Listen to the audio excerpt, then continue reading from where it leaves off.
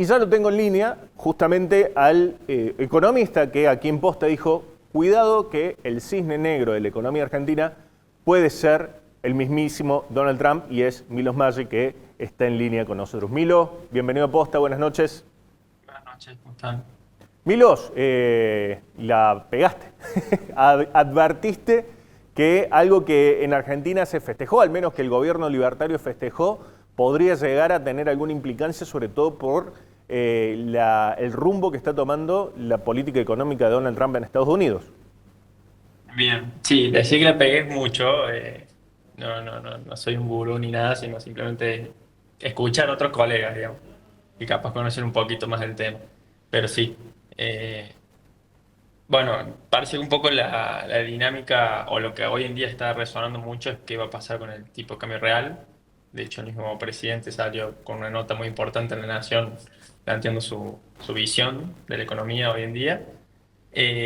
Y creo que la discusión hoy pasa por, bueno, ¿estamos atrasados o no? Y si es viable lo que todos los economistas plantean, que hay un atraso cambiario, y la postura en contra del presidente que dice que no hay atraso cambiario y que todo depende de qué punto de referencia se tome en la historia.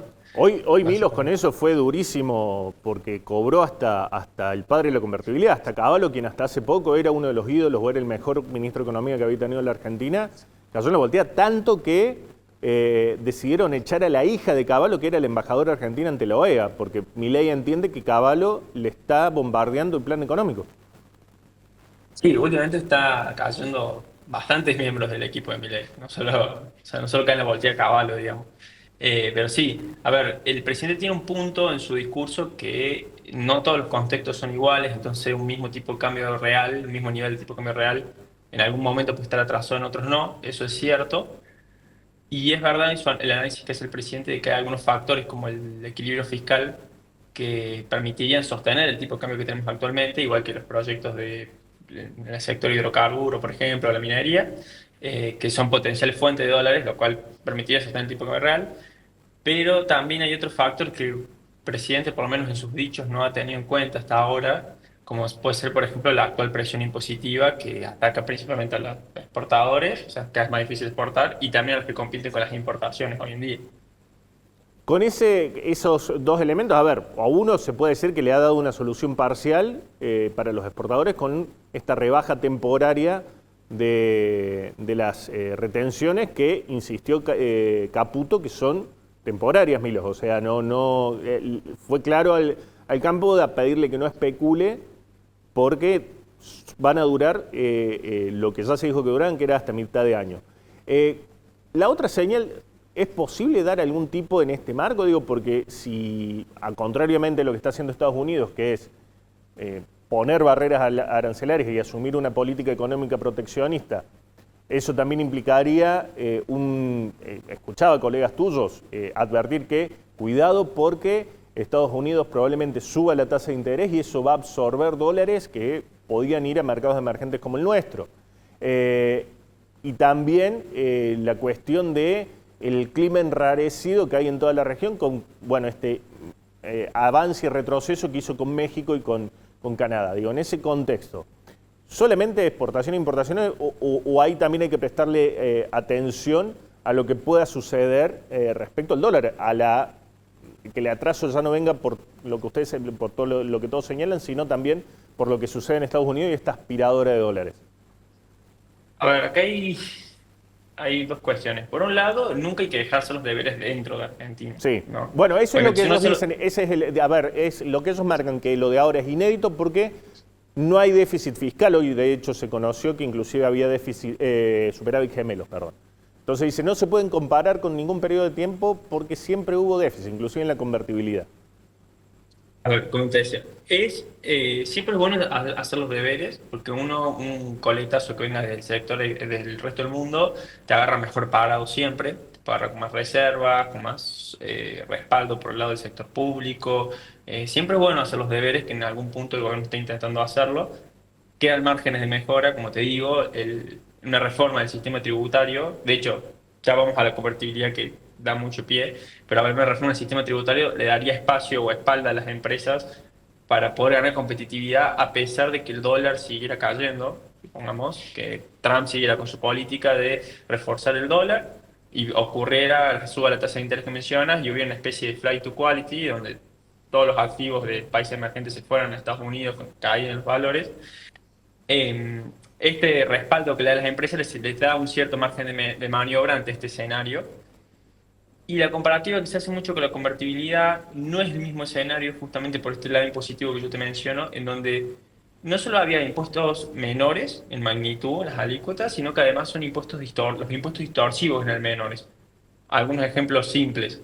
Ingresos brutos, por ejemplo. El ingreso bruto recauda el doble de lo que se recauda en los 90. Otro impuesto que se puede mencionar es, eh, bueno, ahora tenés impuestos ceros, las tasas municipales que crecen exorbitantemente, el impuesto al cheque no existía, ahora sí, me explico, o sea, son todos impuestos que ya de por sí son nocivos contra la productividad del país.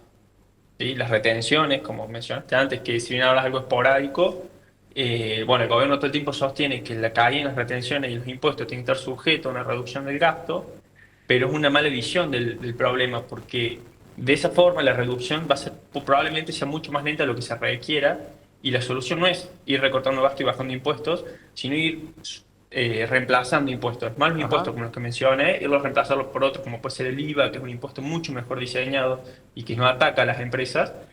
Entonces ahí vos podrías ir absorbiéndolo con el IVA, aumentar la alícuota de IVA, pero reducir o eliminar ingresos brutos, por ejemplo. Pero eso, ¿Se entiende? hubo también, y lo charlamos el año pasado, en esta propuesta de decir, bueno, cómo el gobierno justamente hablaba de transferir el IVA a las provincias, o sea, que se desarmara el IVA nacional y que lo planteó inclusive el presidente, esta cuestión de que las provincias compitan según su propia competitividad fiscal, valga la redundancia. ¿Vos ves posible que el IVA lo terminen cobrando como suele ser en Estados Unidos?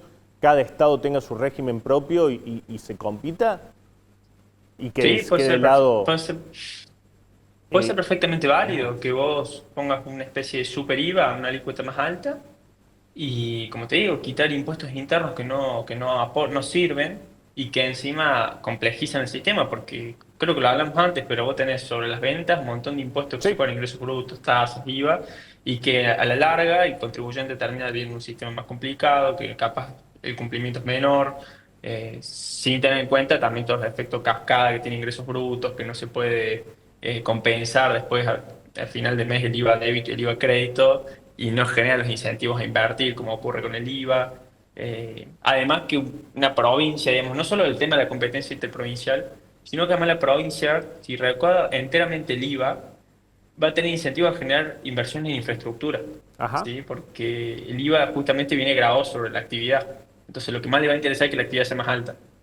Milo, y en ese punto, digo, ¿cómo se soluciona un esquema coparticipatorio como el nuestro, donde justamente lo que se hace es tratar de que las provincias más ricas sostengan a las más pobres? Esa es la base de la coparticipación, digo, y uno de los, o el impuesto por más importante que se coparticipa es el IVA. ¿Cómo se podría eh, tratar de minimizar el impacto en provincias como Formosa, como Chaco, que son totalmente dependientes a la coparticipación? Bueno, hay dos criterios que hay que tener en cuenta cuando hablamos de la coparticipación. Un principio que siempre hay que buscar, que es la correspondencia fiscal, que es que cada una de las empresas financie sus gastos con sus propios recursos, con los que recauda, y a la vez está este criterio de la equidad, si se quisiera, con las provincias más rezagadas, o de la solidaridad más que de la equidad. En ese punto, lo que se podría hacer es un poco esta distribución de potestades tributarias que venimos hablando, por Ujú. ejemplo, cada provincia se queda con su IVA, y, por ejemplo, Nación se queda con ganancias, lo cual permite hacer política para redistribuir ingresos, por ejemplo, porque es un impuesto progresivo. Y también, por ejemplo, con la recaudación del comercio exterior que cubiera.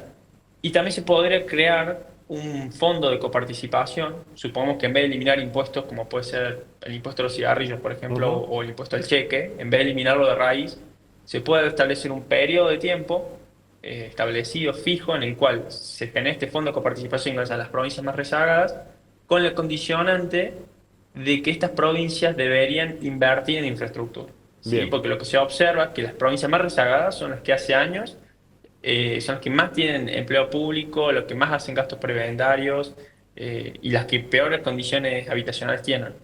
Y eso en el censo se observa. provincias, principalmente la del norte, son los que peores condiciones habitacionales tienen. Entonces, si vos le pones requisitos y criterios a cumplir y un plazo de tiempo determinado, si no se cumple, después el fondo, bueno, listo, no existe más y se corta el chorro, por así decirlo. Y a sobrevivir como se pueda. Claro, pero es un poco de esto de incentivos, cabrón. Claro. Si Palo se zanahoria, percibe digamos. que Ujú. si se percibe que el beneficio se va a terminar, el incentivo es mucho mayor a hacer las inversiones que se requieren, ¿sí? Milos, te puedo invitar a ver unas placas que preparé para todos, Fede. Vamos a ver las placas de los precios. Porque, volviendo a la pregunta original del tema del dólar, hoy Milei criticaba el famoso índice Big Mac, que es el que sirve para ver si una economía está cara o barata en dólares respecto al precio que tiene la hamburguesa Big Mac. Nosotros lo mostramos el año pasado, pero bueno, me puse a buscar a ver qué pasa con los precios en el súper, por ejemplo, pero con esta particularidad, busqué productos argentinos en Paraguay, Milo.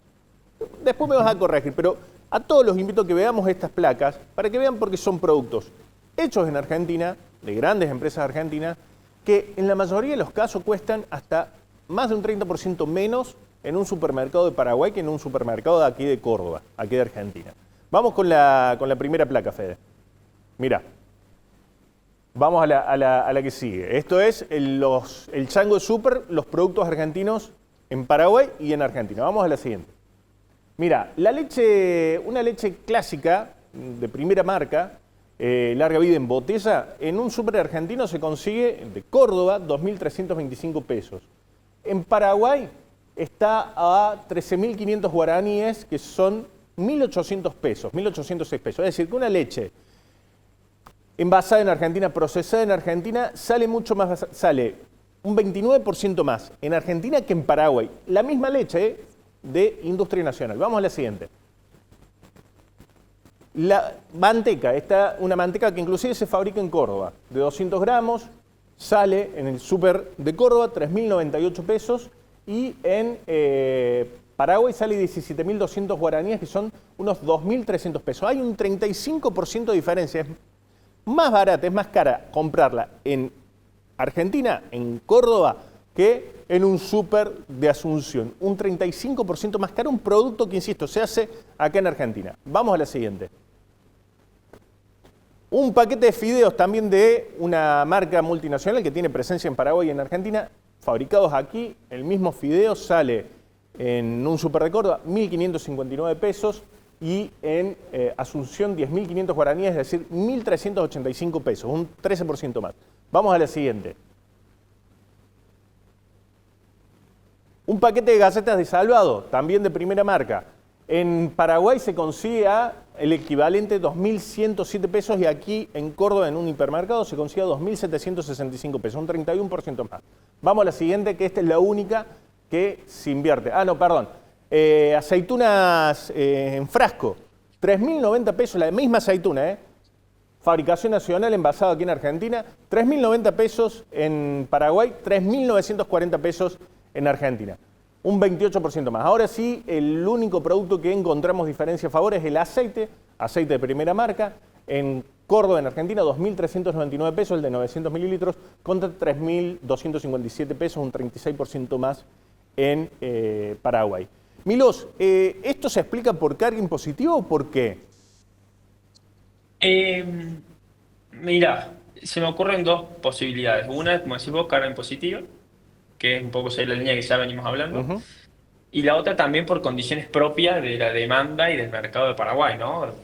También medir el nivel de competencia que hay en Paraguay, así como también el ingreso disponible de los agentes económicos en Paraguay también, ¿no? Porque Pero no hay que olvidarse que siempre... costo de la unidad, explícamelo desde el punto de vista económico para que lo entienda todo el que te ve mientras trata de meterle un manotazo a esa mosca que anda dando vuelta. La unidad, el costo, el envase, el costo de producción del aceite o de la leche, mejor dicho, que sale más caro en Paraguay que en Argentina, es el mismo. O sea, debería salir más caro ponerlo en una góndola en Paraguay que ponerlo en una góndola en Córdoba, ¿o no? Digo, si fuera todo por sentido común. Lo lógico sería que sí, a ver, hay más costos al medio, Pero también está esta cuestión que uno siempre tiende a olvidarse cuando habla de economía es, o por lo menos en Argentina, es que el precio no viene no viene determinado por precios, sino por los costos, perdón, sino que viene convalidado por la demanda. Entonces, Bien, como te digo, si la demanda, si el ingreso disponible en Paraguay es bastante más chico y el poder de compra de la demanda es menor, los precios efectivamente van a ser menor. Pero sí, también puede ser que haya una carga impositiva en medio que esté metiendo ruido al precio, ¿y el más con tema, esa magnitud que y el estamos tema del viendo. atraso del dólar puede tener algo que ver? Eh, A ver, pensarlo, sí, te diría que sí. Nosotros en realidad estamos, vos lo que estás haciendo un poco ahora es, te diría que sí, creería que sí tiene algo que ver, la verdad, no estoy muy en tema, Bien, pero puede ser en alguna, bien, puede pero, ser, sí, perdón, sí, perdón, estoy pensándolo, me dejaste con la pregunta sí, dando vueltas. Eh, Se me viene esto que vos mencionas, es parecido a a lo que mencioné Milei de la paridad de ujú, poder de compra, claro, que si nosotros medimos la producción a los mismos precios de una economía de una economía afuera que Milei compara ujú, con Estados Unidos, o en este caso lo hace con Paraguay, y lo comparamos con el tipo de cambio nominal, digamos, y hacemos el PBI a valores de dólar corriente que tenemos, si nuestro PBI es más chico que en términos corrientes, más chico que el de paridad de poder de compra, estaría hablando que no está atrasado el tipo de cambio, se menciona Milei. bien. Eh, Capaz acá esté ocurriendo lo opuesto, ahora habría que ver, la verdad no te sabría decir con a ciencia cierta. Te cierro, Milo, y te agradezco por el tiempo y te metí de pecho en un tema que no tenía No, previsto, no pasa pero nada, está bueno el ejercicio mental, está bueno el ejercicio mental, hay no, pero veces te quiero que... hacer la misma pregunta que te hicimos en noviembre cuando hablaste y anticipaste, ojo con Trump. Bien, a ver. El cisne ese puede ir corporizándose más, digo, si Estados Unidos sigue cerrando. Es la misma pregunta que te hice hace un ratito, pero me gustaría que quede bien clara. ¿Hay riesgo para la economía argentina por las decisiones de este tipo que está tomando Trump? ¿De cerrar su economía, de protegerla? Y sí, sí, el riesgo se Bien. mantiene y hay que seguir observando qué pasa en Brasil. Si Brasil, que es el principal socio comercial, y bueno, el resto de la economía emergente devalúan, ya sea por consecuencia de la política de Trump o por una cuestión interna de ellos, va a haber una consecuencia dentro de nuestra economía. Perfecto. No, no, Milos no, no Masri, estamos. economista de IDESA, muchísimas gracias. Esperemos que no tenga razón y que el cisne negro no nos hube puesto. Igualmente. Gracias, Milo. Gracias.